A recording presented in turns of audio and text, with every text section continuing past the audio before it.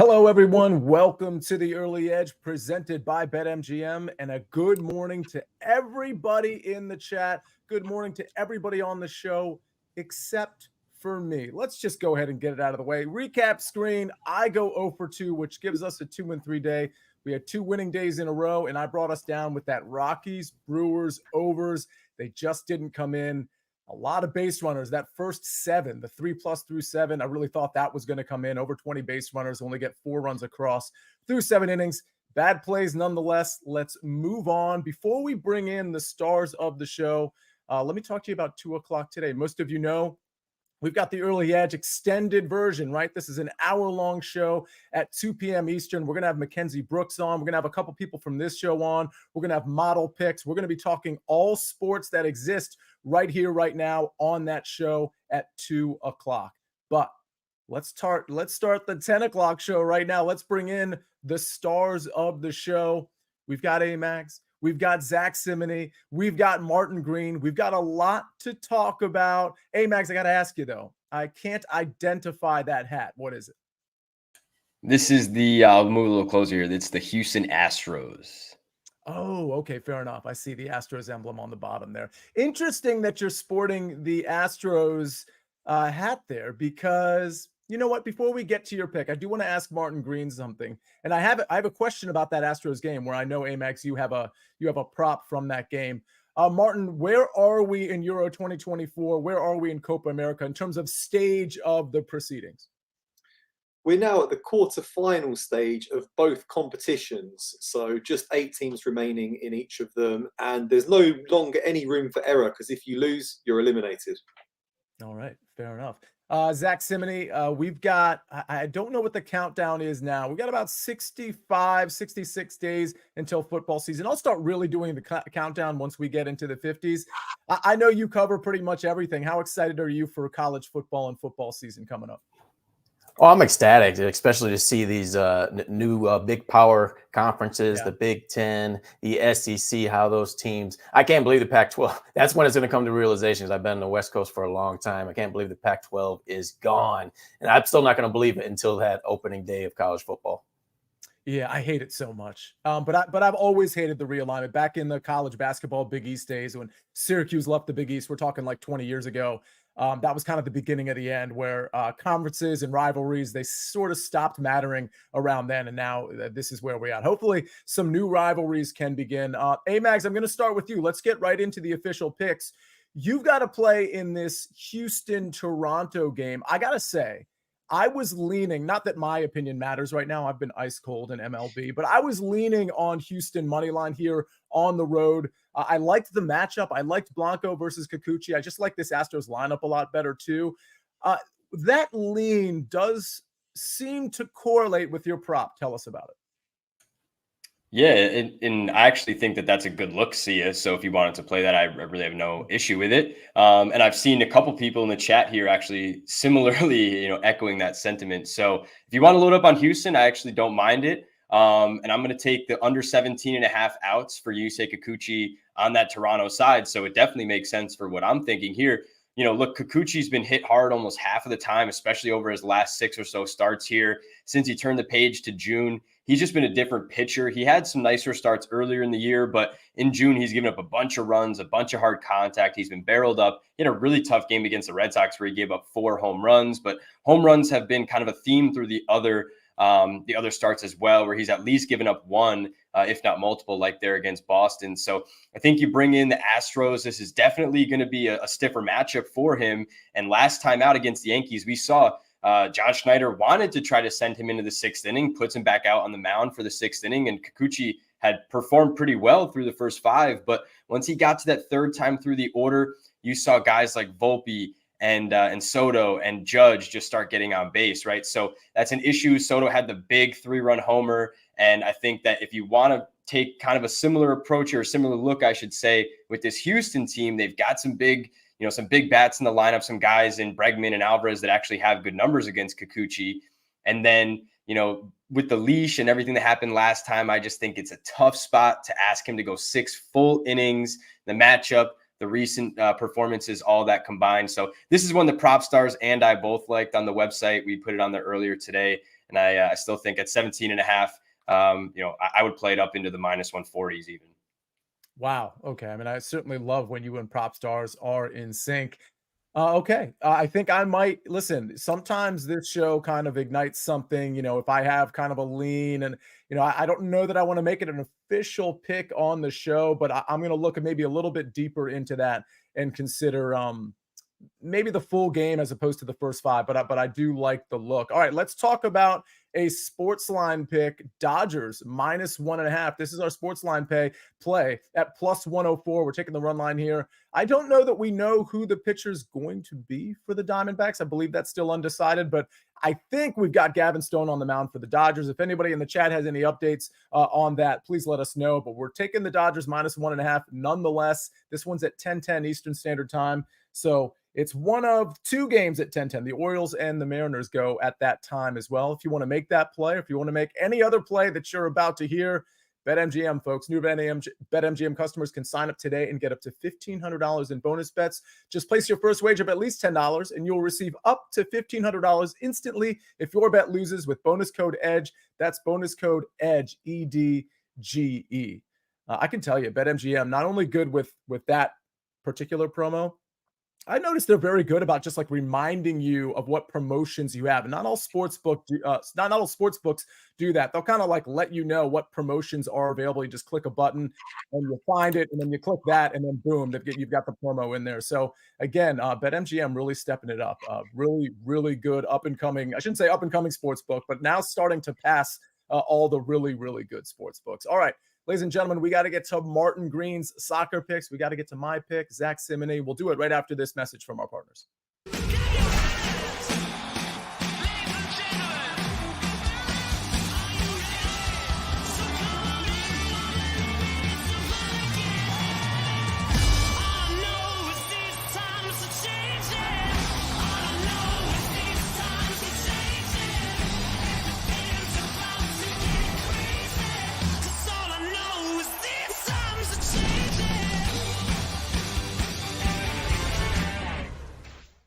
Well, we just covered a little bit of baseball with a couple of plays. We've got some golf picks in the chat. David Talk, I see you. Aaron Rye, top 10 first round at +450.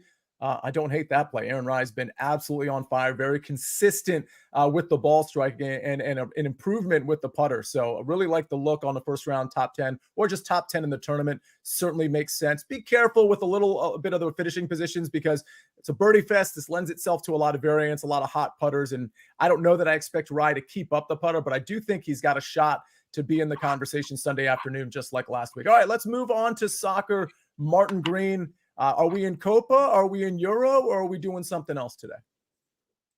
I've got a bit of both, Sia. I'm going to start with Copa America because I think there's just more value right now in Copa America. I do think that Argentina should be far too strong for Ecuador when the teams clash in the quarterfinals this week. They've won all 3 of their games so far at this tournament without conceding a single goal. Argentina beat Ecuador last month, and they picked up 6 wins and a draw from the last 7 meetings between these teams. So I really think they should get the job done there. And I'm combining Argentina and Colombia in a 2-team parlay at cumulative odds of -107. Colombia are on a 26-game unbeaten streak. They were very impressive in the group stage, and I expect them to outclass Panama. I quite like Argentina win to 0 or Argentina in under 3.5 goals. I also like Colombia -1.25. But for my official pick, I'm just going to put them both together for a simple 2-team moneyline parlay. And moving on to the Euros, I like both teams to score in the game between Spain and Germany. Spain have been superb at the Euros so far. They've won all 4 of their games in convincing fashion. More than enough quality to unlock Germany's defence when the teams meet in Stuttgart. However, Germany have also been terrific in attack. They found the back of the net in 6 of their last 7 games. Jamal Musiala's on fire right now, and they have lots of attacking options. So I think both teams to score looks attractive there at -125. All right, we have a question in the chat from David Talk, Martin. He says, does Germany win it all? Your response? I don't think so. Not for me, I'm afraid, David. I mean, this is going to be a really, really close game. I actually think Spain could just about edge this one. Could see it maybe going to extra time, but yeah, I can see Spain getting through, playing France in the other semi-final, and maybe England or the Netherlands in the final. So not for me, I'm afraid. I'm fading Germany. All right, we're fading Germany. A pretty decisive response there. I watched a little bit of their game. I haven't watched a lot of any of this, but I did catch a little bit of their last game. Honestly, I can't even remember who was against, but they didn't look particularly impressive. Who did they play? It was 2 nights ago. It was Denmark, and they were That's what it was. a bit lucky. They got Denmark had a goal very narrowly disallowed for offside, and then the same player handballed in the penalty box about 90 seconds later. Very unfortunate. Wasn't a particularly convincing performance. Whereas Spain have been on fire so far. Germany will have home advantage in this game. They'll benefit from very strong support in Stuttgart, but I think it'll be close. But I'm just leaning towards Spain. Yeah, Martin Green, I don't know if you noticed, but I'm clearly becoming a soccer capper. It's You just are. been enough MLB losses the last couple of weeks for me to transition. So let's go Spain. I back that one. By the way, Big Cheesy backs Bregman over 1.5 total bases and Julio Rodriguez over 1.5 hits, runs, RBIs. Amags, I saw you nodding your head a little bit. Did any of those names pop out to you, or were you just nodding in general? Yeah, no, I like the Bregman against Kikuchi. Like I said, he has some good numbers against him previously, good numbers against lefties. So I like that one there. Just real quick on your Diamondbacks one, it looks like Christian Mina, one of the top prospects for the D-backs, is probably going to start today. So that's why maybe you're not seeing it out everywhere. It's not technically confirmed. Gotcha. What do you think about him in terms of his leash today and the matchup against the Dodgers? Lee should be fine. I think if he pitches well, and you look at his last few starts, 5, 6, 5, 5 2/3 in terms of innings pitched. So like he should have a normal leash. He's just given up a bunch of runs at AAA. So it's kind of like, do you want to back a guy that's not really performed all that well in AAA at an even better level against one of the best lineups? Probably not. So all right. Fair enough. Love that. Thanks for the update there. All right, let's go to golf real quick. I've got a head-to-head and a 3-ball for tomorrow. 2 different plays here. Should be able to find this most everywhere, particularly the 3-ball. Sometimes the head-to-heads can be finicky from sportsbook to sportsbook. But again, these are round 1 plays that start early in the morning tomorrow, and therefore I won't be able to give them out tomorrow because they will have already started. Let's start with Mark Hubbard over Patrick Rogers. This is just a head-to-head, a 2-ball. Really like Mark Hubbard at this particular course. Both these guys have pretty good course history here, but Mark Hubbard's his is way better than Patrick Rogers. I will say this: Rogers' recent form has been a little bit better than Hubbard. When you look at the metrics that are important here, I really like Mark Hubbard's game.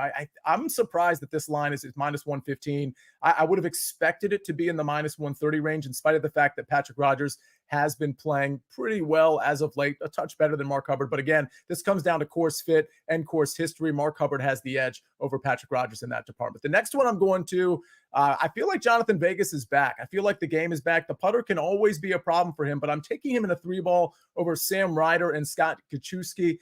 Scott Kachewski, I'm not really factoring in here. I don't think he's going to be a factor in this particular matchup. And so what I have this down is like, I have it reduced to Sam Ryder versus Jonathan Vegas. And Ryder just hasn't been very good lately. You look at Jonathan Vegas he was shaking off an injury for about a year, it seemed like. And over the last 4, 5, 6 tournaments, we've started to see the ball striking come back. That's going to be really important for him here. And we started to see the putter, while it's bad sometimes, spike on other occasions. So I really think Jonathan Vegas has a chance to go low in round 1. It's why I have him as one of my 5 first-round leaders. Most of my first-round leaders, by the way, if you watch the early wedge, they're all in the long shot range, 65 to 100 to 1.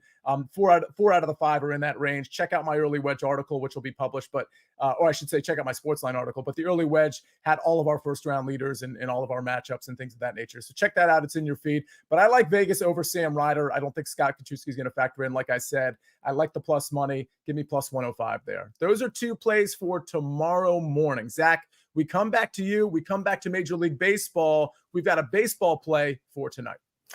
See, I've got to attack another total. I'm going to go over 9 runs between the Texas Rangers and San Diego Padres. We're seeing this Texas Rangers team ignited at the plate recently. Sunday, they had 11 runs in the Sunday night win over the Baltimore Orioles. In yesterday's opener, they had seven runs against the Padres. You're seeing Nathaniel Lowe. He's had a multi-hit game in 3 straight games, had 2 home runs yesterday, 8 RBIs in the last 3 games. So this Texas lineup is really dangerous right now. I think it's a tough matchup for Adam Mazur, starting pitcher for the San Diego Padres. He seems to struggle every outing that I watch him pitch. There's runners on. He struggles in the walk department.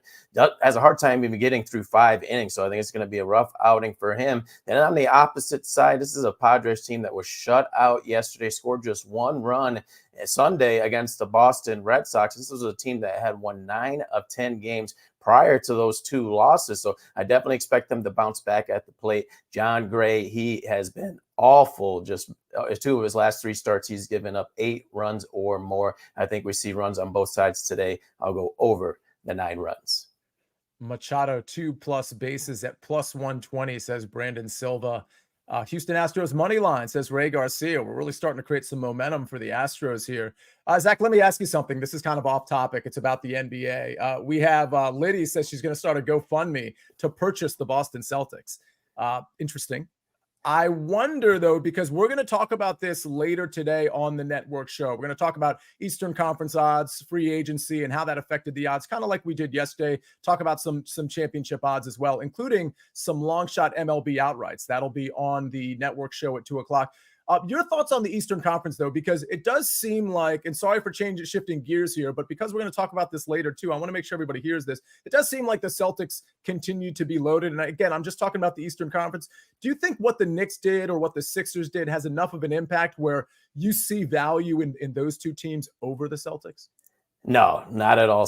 But we've seen this Boston Celtics team make deep postseason runs for the last 3 or 4 years. Philadelphia, we haven't seen it with Joel Embiid from a health standpoint or in the playoffs. And Paul George, with the Clippers, they made it out of the first round just once in his 3 years there. So I don't see it with the Philadelphia 76ers unless Tyrese Maxey takes that next step, which is certainly possible. From the Knicks side of things, I want us to have that wait and see approach. Kind of had that darling run in the postseason, but with Mikal Bridges, it's definitely going to be exciting to see what they can do. But right now, it's just the Celtics. You don't see +150 odds a lot, and that just goes to show how strong the Celtics are. Yeah, Jay Metz says the Celtics had a great draft. You know who else I think had a really good draft? Is the Minnesota Timberwolves. I kind of like them coming out of the West, but we see here the Eastern Conference opening odds, the odds last week, and the current odds, and we also see the handle and the ticket percentage. If you're curious how odds shift, take a screenshot of this because, free agency does have a big enough impact to move some of these lines. I agree with Zach. I don't think Philly is going to be really a contender when it comes to the Celtics. I think the Knicks probably have something to say about that, but I do kind of expect, unfortunately, the Celtics to roll out of the Eastern Conference. I think the Western Conference is a much more interesting conversation.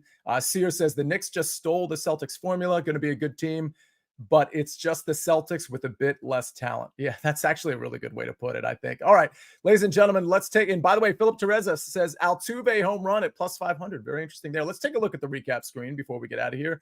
A lot of picks today. I've got 2, unfortunately, that are for tomorrow. Mark Hubbard over Patrick Rogers. This is early in the morning, round 1 head-to-head. And Jonathan Vegas in a 3-ball +105 over Sam Ryder and Scott Kachewski. Zack Cimini, Padres, Rangers over 9 at -105. Martin Green, Argentina money line plus Colombia money line at -107. In Spain, Germany, both teams to score at -125. Amags, UCL Kikuchi under 7. You say Kikuchi under 17.5 outs at -106. And SportsLine pick Dodgers -1.5 at plus money. That's +104. All right, ladies and gentlemen, we got to have a bounce back. It was technically a losing record. Yeah, I shouldn't say technically. It was a losing record yesterday. That's courtesy of your boy right here. Let's bounce back and have another winning day like we had the day prior and the day prior to that. Thanks for being in the chat. Really appreciate everybody hitting the like button. And Big Cheesy says it the best. He says, good luck today, fam. On behalf of Zack Cimini, on behalf of Amags, on behalf of Martin Green and Jake the Snake on the 1s and 2s and 3s and 4s, I'm the Counselor of Cash. This is the Early Edge, and we rest our case.